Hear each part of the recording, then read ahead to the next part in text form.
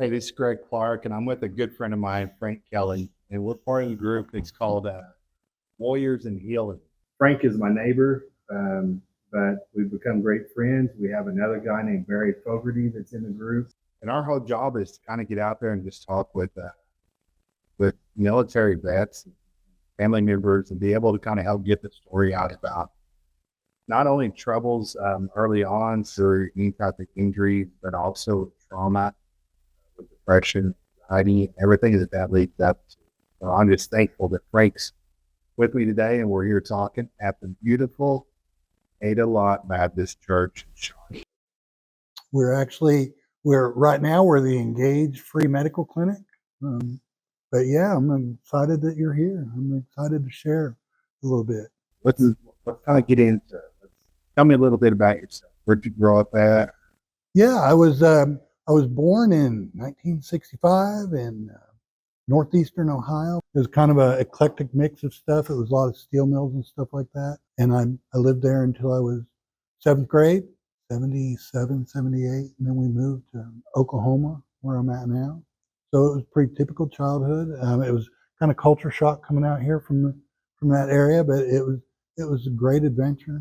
Had some alcoholism in my family, so I had to deal with that. Went to high school here in rural Oklahoma and became a trained welder and did construction. I liked adventure, so I would work as a steel iron worker, putting together beams, and so was welding and stuff like that. And pay was good until the early to mid 80s when the oil economy collapsed and I was trying to find my way. So I wound up joining the Navy. How old were you? I was 21. So I joined in 1986, got trained, was in the engineering department, machinist mate, working in the engine room on a guided missile cruiser on the East Coast, going part of the, did the med cruises, Mediterranean and stuff. That's kind of where your story starts. As far as this part of it goes, I was actually was in the engine room. We had a guy that was a radio man. He wanted to transfer into engineering, so he's kind of shadowing me. We was in dry dock at the time. He was following me around, and it was probably about 3 o'clock in the morning, had the late watch. And I remember we were sitting at a table like this having coffee, and he asked me if I had ever thought about Jesus. And I was a loner. I was like, I took care of myself, didn't need anybody, was happy the way I was, wasn't very good for other people. I mean, I was pretty self-centered. So I was kind of like, nope, thank you, goodbye. That's where it kind of got remarkable, because just a couple of days later, I was going from my apartment to the ship to work in dry dock and got involved in a motorcycle accident, was thrown about 60 feet headfirst into a parked car and wound up shattering 2 vertebrae. I was instantly paralyzed, crushed all my organs, moved the car about 4 feet when I hit it, my body. And you get that diagnosis, you wake up in the hospital. About 6 months. I was on drugs and just pretty much comatose. Looking at that ceiling. Yeah. I'm wondering where am I going? Yeah, what happened? Yeah, what am I going to do? And the shock of it was life changing. Eventually, I was shipped out to the VA Rehabilitation Center in Memphis. It was sort of a standoff. Of course, everybody, I'm sure, walks in there saying, I'm going to walk again, I'm going to do this. But I really felt that way. My body was too unstable, my neck and stuff, so they were hesitant to do physical therapy. And I mean, it's the system too. I mean, it's just the way it is. And so I would refuse to do stuff and they would refuse to do physical therapy. And we were in standoff for months and months until they finally discharged me for being an uncooperative patient. And I came home to Oklahoma. So now that is a lot to go through. Yeah, it is. You know, you're trying to figure out, and I think that's where my relationship as a physical therapist comes in. I understand what it's like walking into that room. A person's life has been changed dramatically. They've had a bad day, and it's not going to be like what it was yesterday. I lost everything. I mean, I couldn't even control my own bathroom function. Everything was done for me. I had the little alone, and it was sort of the treatment at the time was to load people up on morphine and Valium to lessen spasms and stuff, and so it was just a constant, just sort of laying in bed waiting to die. Put them in a wheelchair. Yeah. Or in the bed. Yeah. And then be like this, the medication. Right. The inevitable. Yeah. Right. That, with you is an incomplete part. Right. Which means there is a little bit of hope. Maybe that will change. Better. But yeah, to this day, they don't. I mean, they're like, well, I was just at Mercy Hospital not too long ago, and the physical therapist was like, well, you shouldn't be walking, but you're walking. So,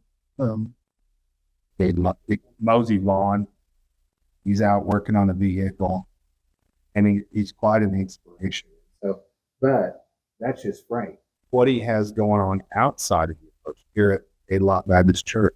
We started up a free medical clinic about 6 years ago. We've managed to turn it into something that we're working on getting everything set up statewide, because there's a real, in Oklahoma at this point, there's a real lack of free medical care for working uninsured people, which is who we deal with. So, I mean, we've got the rooms and the pharmacy, and we help working uninsured people that have heart conditions or diabetes and stuff like that. We give them everything for free, and it's all volunteer. So it started here 6 years ago. In this very spot. Right here. Right. But there was also something else that happened right here. This. Yeah, and that's part of the testimony. I mean, when I came back from Memphis to Oklahoma, I wound up getting married to my wife, Jamie, in 91. And there was a lot of trying to figure out, okay, what am I going to do with my life? Because everything that I had done was more physical. And you mean the welding and the working on cars and all that stuff. And I lost it all. And it was like, I had to continually, from the beginning, look at my life and think, okay, what am I going to do now? And the fact that I didn't have purpose really affected me. So at a certain point, me and my wife were struggling. I was managing rental property and basically just kind of getting along. So she suggested I come to this church, and I came here, and eventually I found a purpose with God, and it just all clicked. This is where I need to be. And in this very spot, this used to be the pastor's office in the old building. And this is the exact spot where I gave my life to Christ. And then 33 years later, here I am just still sitting here. It's now been expanded to a fellowship hall, but we kept all the little bookshelves and stuff. And I sit back here and I do this is where I run all the free clinic stuff from statewide. So it started out 6 years ago at A Lot Baptist Church. With their heart and their direction. It's kind of spread out a little bit more than that. Yeah, we've taken the lead. The problem was during COVID, a lot of the rural free clinics, they just couldn't survive. They were struggling. So, and we were too. It was like, it's volunteers, and the new technology was too expensive for little places like us. So I completely redesigned the business plan with a couple other people. We came up with a new clinic model where we've got the latest technology. We can open up a clinic for nothing. And we can also connect everybody via the internet. It's turning out to be really popular. And now we're involved with the State Department of Health. People are on board, and we're gonna work on us. This little church is going to work on connecting everybody statewide as far as the Christian free clinics in the state, and anybody else that wants to be a part of our network. So, which is upwards of 20. Yeah, there's 20 that I know of now. There's probably other ones, but we're also starting new ones. We've gave out a little over $1 million worth of medical services. Can we back up a little bit? Let's go back to your story in the darkness after the injury. How dark was that? When I first got hurt, I was close enough to one of the best trauma centers on the East Coast, Virginia Beach General Hospital. So they took me there instead of the Naval Hospital. And I remember waking up, I was on a rotating bed because I developed infection. My heart quit beating. My lungs were getting clogged up, and every time they'd unclog them, my heart had quit. So, I mean, there was a lot of medical problems. And I just remember waking up. I couldn't talk at that time. I had a trach. So I was trying to figure out what was going on. I was on a lot of heavy medication. They kept me pretty much medically comatose for quite a while. I just remember being on that bed and nurses coming up and saying, "Hey, what's going on?" And it was confusion. It was like a bad dream because I couldn't speak. I just had to lay there. I kept thinking I'll wake up, something's wrong, but it wasn't. And then eventually they told me what happened, and so that shock um, came in, and then I started processing it. Wound up in the VA rehab center, and I'm trying to figure out. I mean, I'm like my life's over, and I just it was really hard. I'm sure there were people to talk to. It was just really hard for me to connect with somebody. Everything. I mean, it just was. I just felt alone. Anger. Angry, isolated. It was a real struggle. I'd lost. There wasn't any reason to really live anymore. I was just existing, waiting for that inevitable moment when I die from an infection or something. Because I've had a lot of infections until the last year. I have a lot of kidney infections, usually a couple a month. So it was something I was always struggling with.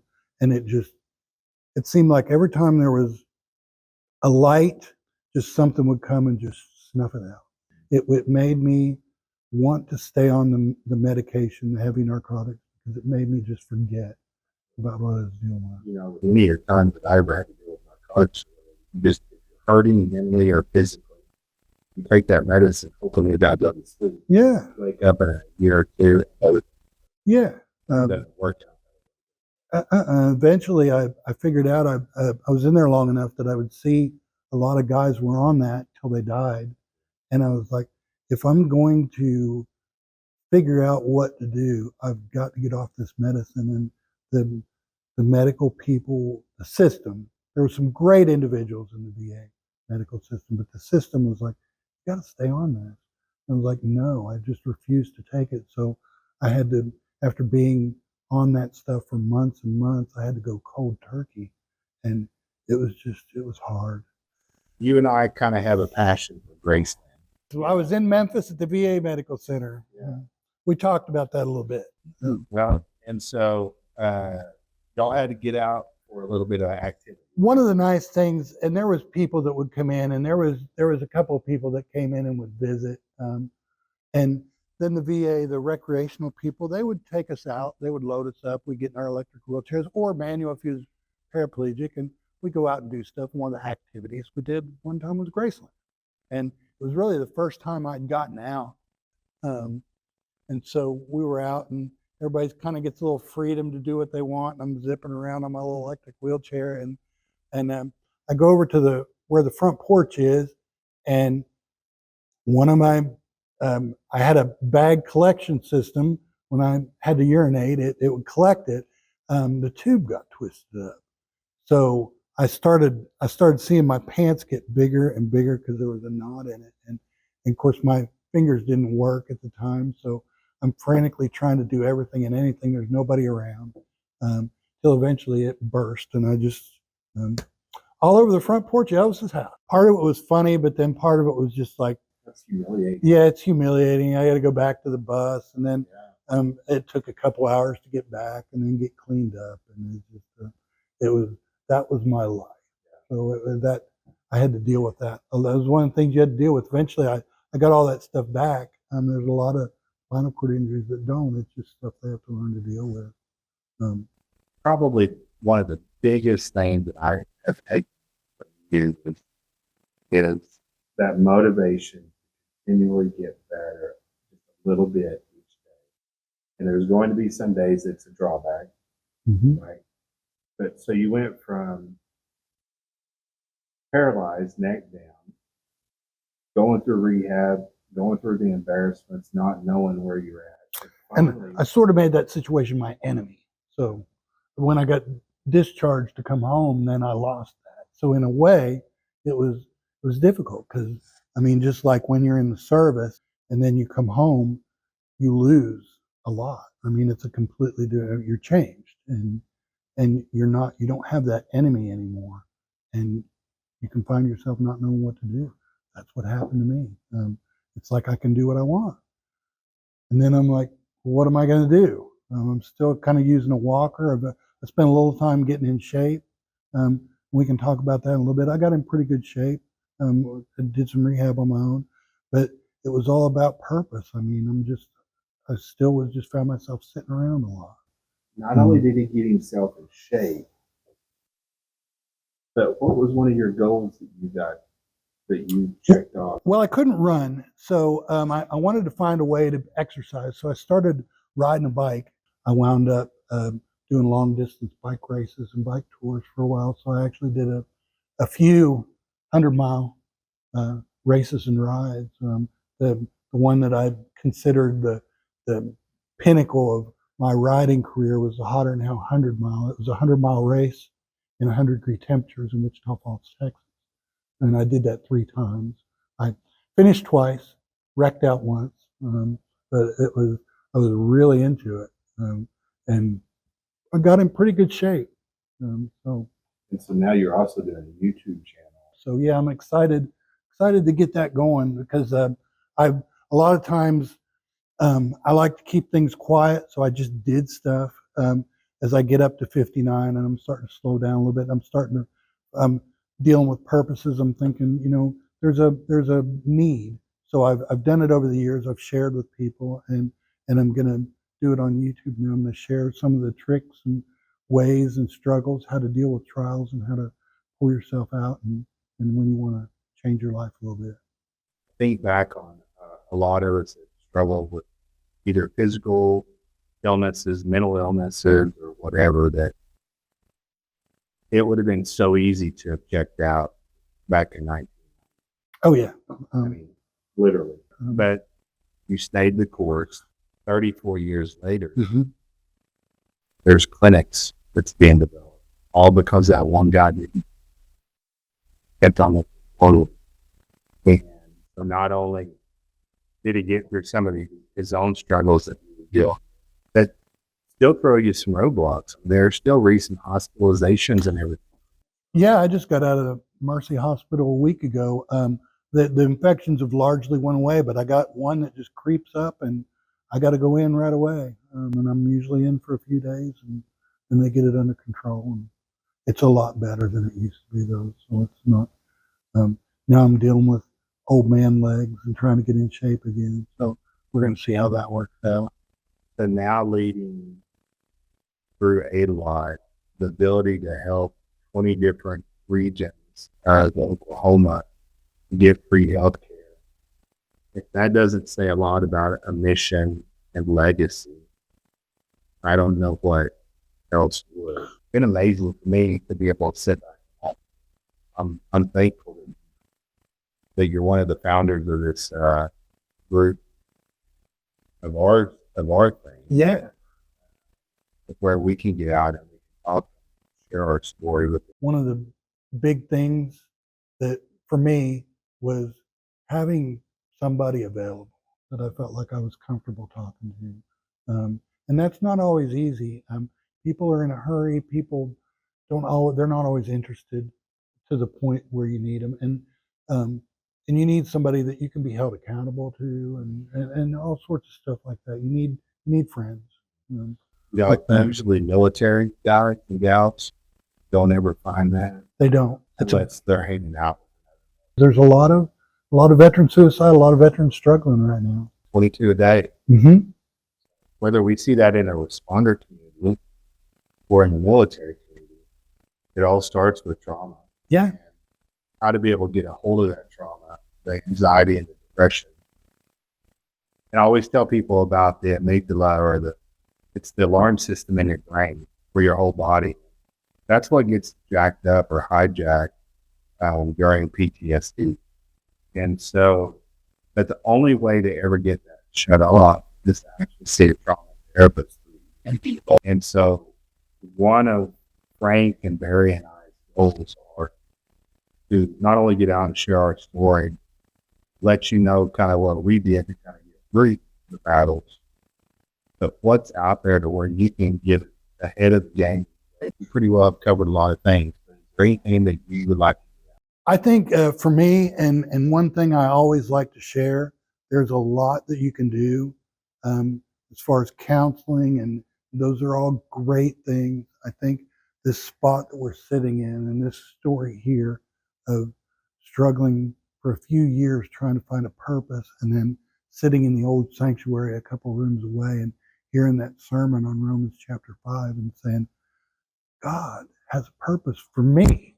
And the cool thing about it is you can look at all this stuff that's been done and know that it's not just me, it's God working. And to see that happen is the ultimate testimony for relationship with God, and having that purpose. And I would suggest strongly that if anybody's meandering, to not just go to church, but then to develop that personal relationship with God and the people around you. And it's been a ride. I mean, I've been to the favelas of Brazil as a handicapped person doing mission work. I've been all over doing all sorts of crazy things that I never thought I'd be able to do.